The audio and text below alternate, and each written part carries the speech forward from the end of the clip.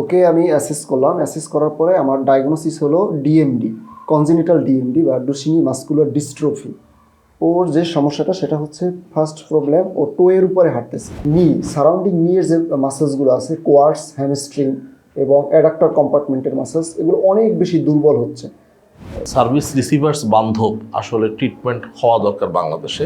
মানে থেরাপি সেন্টারের তো অভাব নাই, হাজার হাজার আছে, হাজার হাজার আছে, কিন্তু কথা হচ্ছে যে আপনার কোয়ালিটি সার্ভিস দিতে পারে কে, এটা আগে জানতে হবে। তো কারো যদি বাত ব্যথা, paralysis, frozen shoulder, tennis elbow বা অন্যান্য, আপনারা অবশ্যই ফিজিওথেরাপি চিকিৎসার জন্য বিটিআরএফে চলে আসতে পারেন।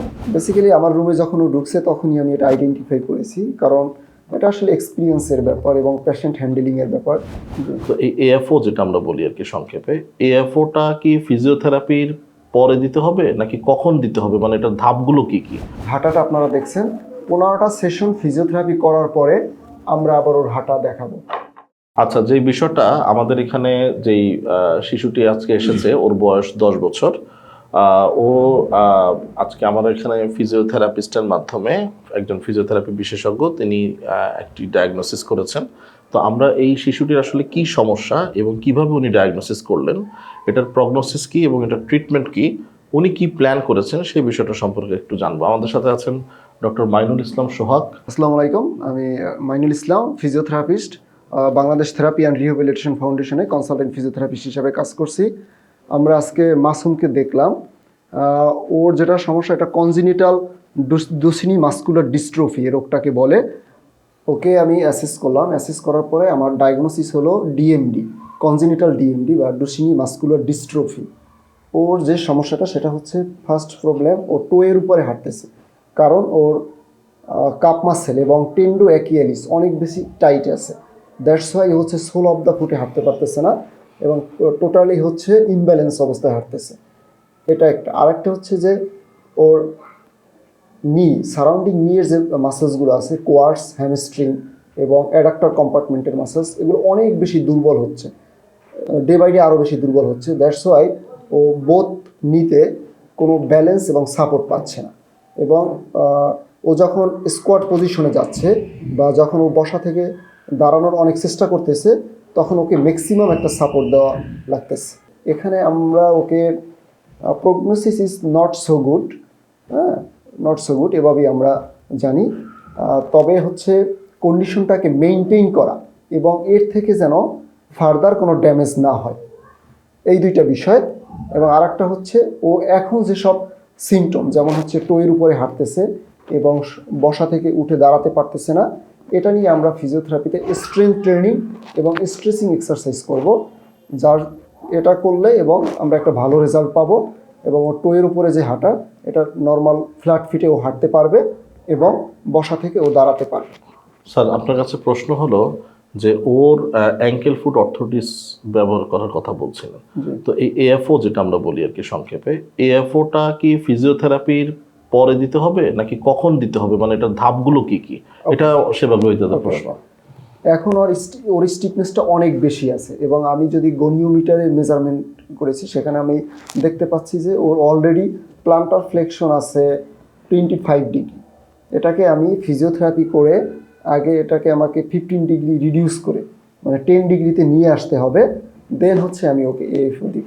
তারা এই কন্ডিশনটাকে অ্যাসেস ওভাবে করতে পারেননি, বা ওনাদের যেটা বক্তব্য আর কি, যে ব্যাখ্যা করতে পারেননি, বা এটা ট্রিটমেন্টটা ওনারা হয়তো ওভাবে ডিজাইন করতে পারেননি। কিন্তু আপনি খুব অল্প সময়ের মধ্যে অ্যাসেস করে বিষয়টা সম্পর্কে একটা প্রগনোসিস করলেন। এটা আপনি কিভাবে করলেন, মানে আপনার কাছে কেন আসবে আর কি এই ধরনের পেশেন্ট? বেসিক্যালি আমার রুমে যখন ও ঢুকছে তখনই আমি এটা আইডেন্টিফাই করেছি, কারণ এটা আসলে এক্সপিরিয়েন্সের ব্যাপার এবং পেশেন্ট হ্যান্ডেলিংয়ের ব্যাপার। ইতিপূর্বে আমি অনেক পেশেন্ট এরকম দেখেছি। দ্যাটস ওয়াই হচ্ছে আমি মানে কন্ডিশনটার সাথে আমি খুবই পরিচিত, যার জন্য হচ্ছে আমার জন্য এটা ইজি হয়েছে। অনেক বেশি ব্যথা হয় তখন সেটা খাবে। এটা কোনো অ্যান্টিবায়োটিক না যে আপনার মেনটেন করতে হবে, খেতেই হবে, তাছাড়া রেজিস্ট্যান্স হয়ে যাবে, এরকম না। এখন কথা হচ্ছে যে আসলে দেখতে হবে কিশোরগঞ্জে এরকম মানে থেরাপি সেন্টারের তো অভাব নাই, হাজার হাজার আছে, কিন্তু কথা হচ্ছে যে আপনার কোয়ালিটি সার্ভিস দিতে পারে কে, এটা আগে জানতে হবে। হাঁটাটা আপনারা দেখছেন, 15টা সেশন ফিজিওথেরাপি করার পরে আমরা আবার ওর হাঁটা দেখাবো। তখন আমরা দুইটার সাথে কম্পেয়ার করে দেখাবো যে ওর কি পরিমাণে ডেভেলপড আসলো এবং কি পরিমাণে ব্যালেন্স ও গেইন করতে পারছে, কি পরিমাণে এনার্জি এবং কি পরিমাণে স্ট্রেংথ ওর আসছে। এটা আমরা হচ্ছে 15টা সেশন ফিজিওথেরাপি নেওয়ার পরে তখন আমরা আবার দেখাবো। ধন্যবাদ। আমরা তো আসলে খুব সুন্দর একটা গ্রুপ ডিসকাশন পেলাম। এখানে সেবাগ্রহীতারা ছিলেন, মাসুমের বাবা ছিলেন, ও ছিল। তো আমাদের বিশেষজ্ঞ ফিজিওথেরাপি চিকিৎসক উনি প্রথমে অ্যাসেস করলেন, একটা ট্রিটমেন্ট প্ল্যান রেডি করলেন এবং উনি যেটা একটা চ্যালেঞ্জ নিয়েছেন যে 15 সেশন পরে আমরা ও কিভাবে ডেভেলপ করলো, কতটুকু করলো, সেই বিষয়ে আমরা আপনাদের কাছে আবার আসবো ইনশাল্লাহ। আর একটা বিষয় হলো যে এই ধরনের সার্ভিস রিসিভার্স বান্ধব আসলে ট্রিটমেন্ট হওয়া দরকার বাংলাদেশে, যেখানে আমরা ওপেন ডিসকাশন করতে পারবো চিকিৎসকের সাথে, আমরা রোগীর সামগ্রিক অবস্থাটা বুঝতে পারবো। তো এই ফ্যাসিলিটিসটা আসলে অনেক প্রতিষ্ঠানে নাই।